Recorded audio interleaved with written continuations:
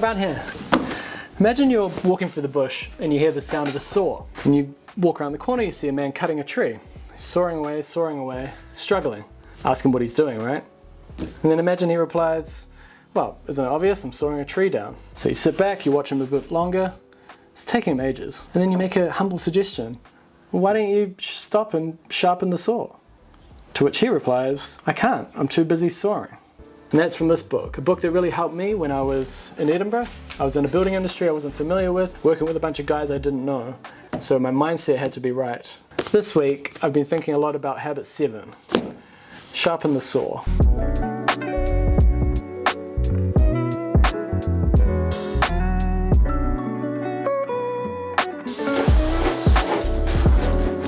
So I guess in this analogy, I am the saw, I think.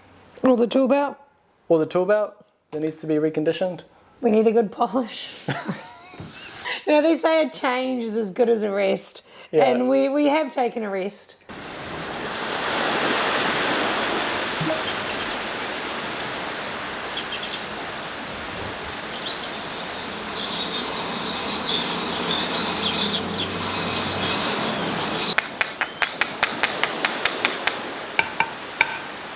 We took all of last week off. Yeah. 7 days in Golden Bay. And it's a very nice place to relax. It's just all beaches, right? It was amazing. There were seals living at the beach where we were. And we went for lots of walks and there was no internet. Being a human gimbal. So going for a normal walk, don't know what you're talking about. We took a week off quite spontaneously. Yeah. We looked at each other and we said, I just can't do another week. I can't. That's the thing about YouTube videos and YouTube channels that people don't realize is you can put everything into a video and you can make what you think is the best video you can possibly make. But as soon as you've uploaded it, you just have to work on the next video. 1 degree this morning. So we decided to walk up a hill, Jess. Whose idea was that? Watch your step. Holy crap. I feel like you can just fall straight down. This whole idea of YouTube burnout is kind of a cliche at this point. You've probably heard it a lot. But when you actually live it yourself, you really feel it.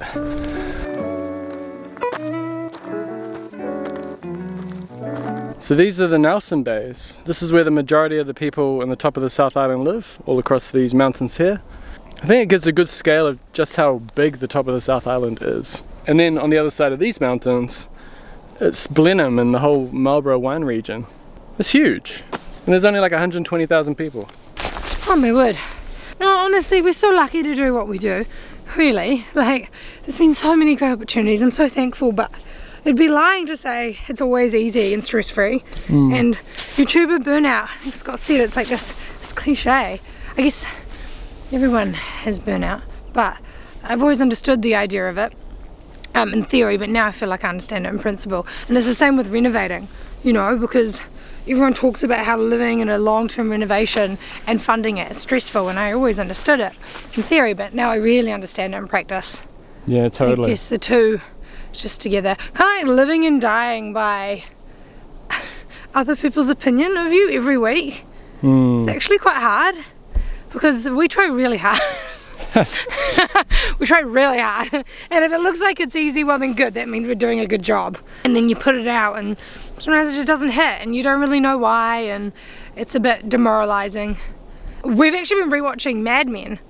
Oh yeah. Which has been really interesting because I watched it in my early 20s when I was at uni, and I loved it, but I'm enjoying it for a very different reason now because we really identify with the creative team. Not Don, he's not very nice. Peggy. You love Peggy. I love Peggy and Joan. The creative and the energy it takes, and then putting it out and having someone else just go, nah. It's like, yeah. Yeah. It's a bit jarring. At least we have each other. I think if it was one of us doing it by ourselves, it'd be a lot harder. Oh yeah. And this is why we do stuff like this. Oh yeah. Because when I was walking up the hill, I wasn't thinking about anything other than, oh my God, I'm gonna die.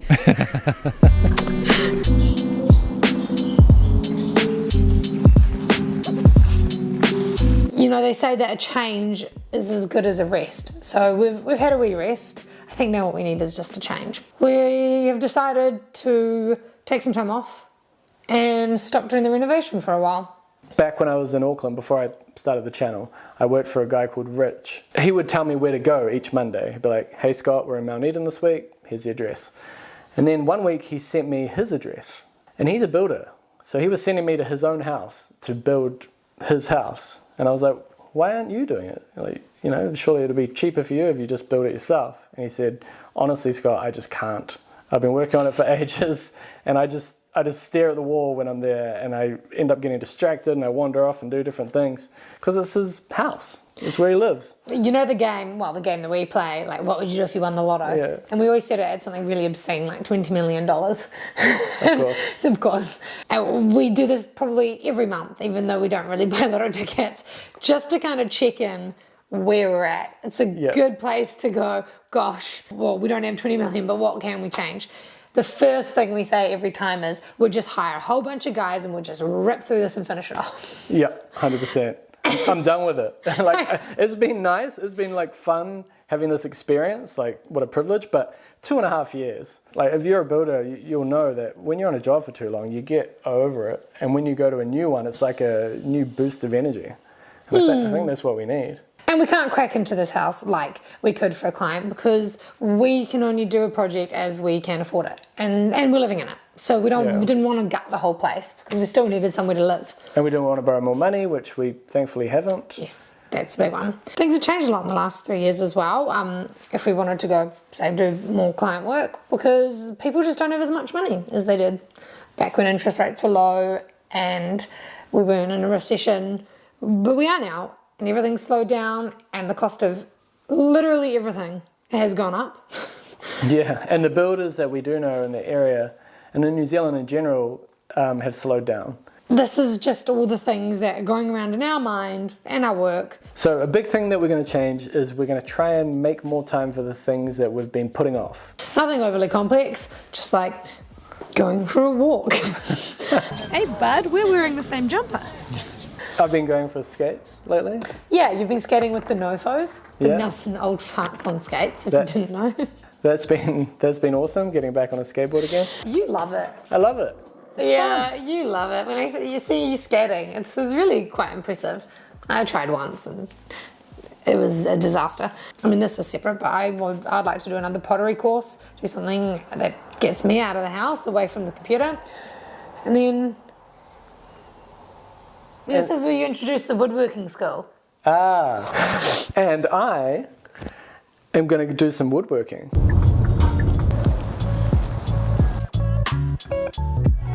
This is the Centre for Fine Woodworking here in Nelson. So basically I'm going to do one of their short courses. The room that you'll be in next week. And I'm going to build a chair. I'm going to do some woodworking. I'm going to learn from actual woodworkers how to build a chair. There is a lot of grooves in some MDF panels, and you can bend it and veneer it. That's a veneer on top. I am excited. This is going to be awesome. We just talked to the tutor that's going to teach me how to build a chair. Are you excited for me? I'm very excited for you. I'm really looking forward to having a nice chair. So yeah, I'm doing a woodworking course. I'm going to learn how to make a chair. Scott's been wanting to do something like this for a long time, years. Yeah.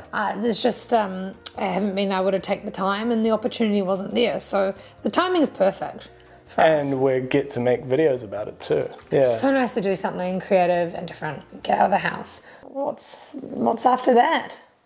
I have no idea. Neither.